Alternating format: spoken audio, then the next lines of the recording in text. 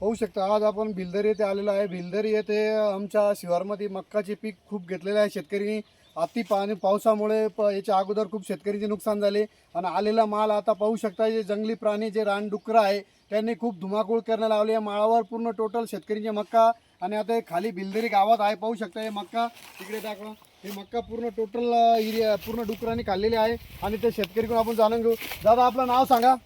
नारायण सोनुबम नाव आहे. हो का, किती एकर मध्ये मक्का आहे तुमची? 6 एकर मध्ये सर. तर हे रात्री 6 एकर मध्ये पूर्ण टोटल डुक्कर शिरले। टोटल 6 एकर मध्ये 6 एकर मध्ये पूर्ण अशी नुकसान झाली आहे ना। टोटल 6 मधून 3 एकर अशीच टोटल तुम्ही आतापर्यंत बैलाने बाहेर चारा काढला तर सकाळपासून तेच काम करत आहे। सकाळपासून तेच काम. सकाळपासून यांचं ते चारा बाहेर काढणं चालू आहे। मक्काचे कणसे पाहू शकता, छोटे छोटे कणस होते। डुकराने पूर्ण रानडुकराने पूर्ण फस्त केलेला आहे। पूर्ण वावर पाहू शकता, टोटल वावरात पूर्ण नुकसान केलेले आहे। असे अनेक शेतकरी जे आहे कमल सिंग बम नावात यांचे पण माळावर मक्काने पूर्ण मक्का नासाडी झालेला आहे। भिलदरी गावात जेवढे शेतकरी आहे खूप संकटामध्ये आहे। याचं ताबडतोब वन विभागानं बंदोबस्त करावा, नसता आम्ही आपल्या कार्यालयासमोर उपोषणला बसू आणि यांना ताबडतोब नुकसान भरपाई मिळावी ही अशी मागणी आम्ही उपसरपंच या नात्याने, विजय वैष्णव या नात्याने आम्ही ते गावकरींना मदत करण्यासाठी वारंवार आपल्याकडे कंप्लेंट केलेली आहे। याच्या अगोदर पण खूप तक्रारी आल्या आणि आम्ही अर्ज पण केलेले आहे। चंदन गोटवाळ, रामसिंग गोटवाळ यांच्या माळावर आणि याच्या अगोदर खूप शेतकरीचे नुकसान झाले